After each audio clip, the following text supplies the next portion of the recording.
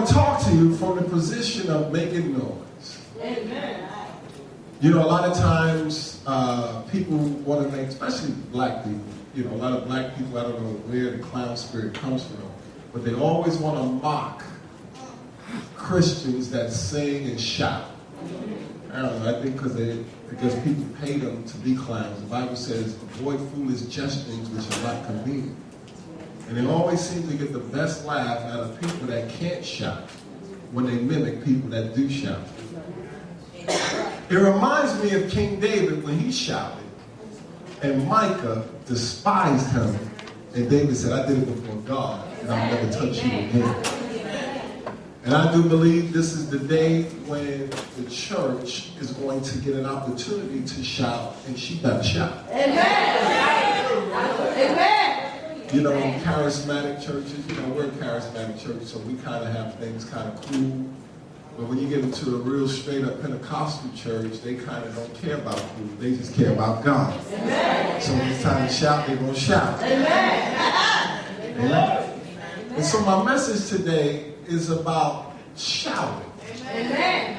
You know, don't get mad at me if I say this, you know, it don't make a difference what you're going through. Yes. It's who you're shouting to. Amen. You know, when Jesus triumphantly went into Jerusalem, they shouted before he even died. They didn't even know he was going to die. But they knew to shout. And they knew to celebrate. Amen. Because their king had come. Amen.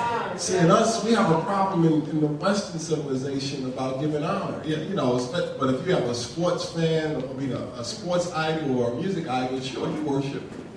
Give them $11.99, buy their CD, play their song over and over again. Amen. And dance naked in front of this. All right. Isn't that what happened with nobody in your house? You don't care if you have one, you start dancing like you're crazy. Amen. Remind me when they made the golden calf. Right? Remember Moses went up to the mountain to get the word of God. The people, they made a calf and they started dancing. Boo, you nice. You can tell I came out in the 70s. I ain't on my back either. And you see, so music has been stolen by the devil. But he has been replaced by the church. Amen. And then the church want to act cute. And they want to sing, you know, there's nothing wrong with hymns. Hymns are a blessing. Nothing wrong with praise. Praise is appropriate. There's nothing wrong with worship. That's the only way to get to God's presence. But there is an expression called shouting that will not be undone.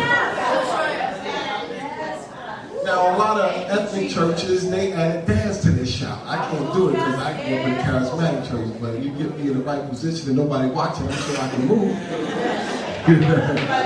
And you even get people that know how to practice their shout. Ain't nothing wrong with it, as long as you really shouting to God.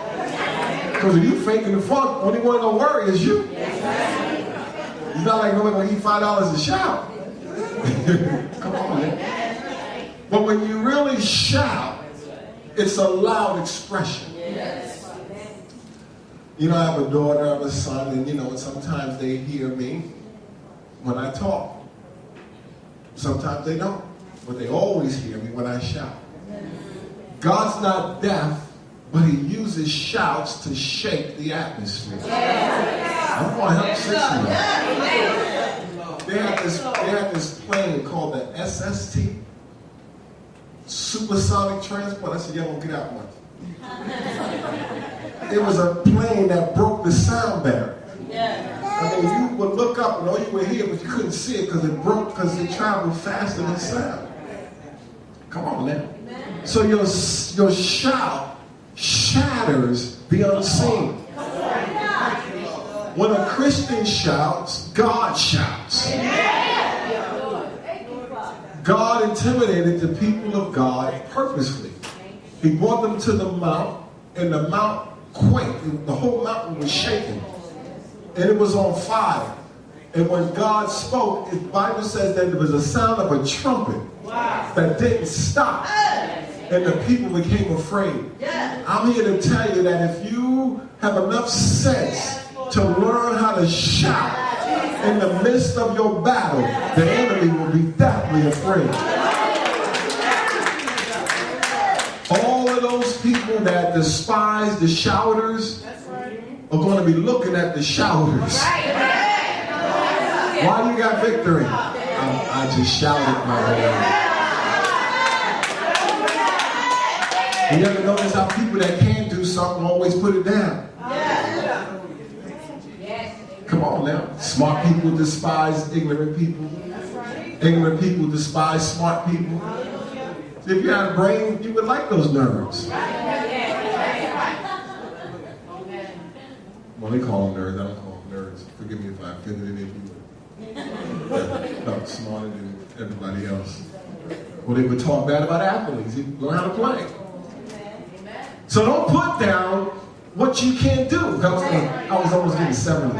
I was going to say, don't put down what you can't get down.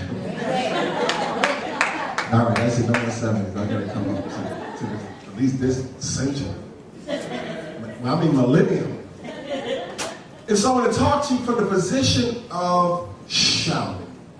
Shouting is loud. It's a loud recognition of victory. Y'all believe that though? Say it one more time. Say shouting is a loud recognition of victory. Whenever you're depressed, you don't shout. You get bad news from the doctor, you don't go, oh, thank you. You get bad news from the doctor, he come in depressed too. Just to let you know what we were talking about back there about how you're going to die. But we're going to change the words and say, your report came back and you go, so they want to depress you, but you're a child of God no matter what they say. It's not what the doctor says that counts. It's going to always be what the Christian says that counts. I might as well say that. Every religion on the planet, except for Christians, can get together and pray for 400 days straight, and God will heal. That's right, amen. That's right. The bottom line, it don't make a difference what they say. All the scientists can say it. All the politicians can say it. Every religion can say it. But if the Christian don't say it, it ain't going to happen. I can only talk to two of y'all. Only two of y'all, you know what I'm saying? See, everybody else think, oh, what if they all agree? It doesn't make a difference. The earth is the Lord's, and the fullness thereof, and they that dwell therein. The whole world could rise up against God. You know what? I'm like, what they say?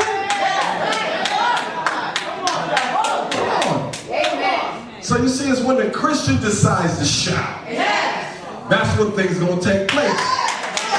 See, if the world wants you to think you're some religious person, even your mother, even the demon deacons in the church, you shout out of control, they won't stop you. Demon possessed. You shout because you know what you're going through. All right, don't take all that. You know what? We need to have a deacon bucket. A disposable deacon bucket, so when they try to calm you down, we throw them in the bucket. We tell them, now you calm down. I waited all day to get here where it's safe. I'm preaching better than this. I mean, if you wasn't saved, anybody here was not saved? All y'all were not saved.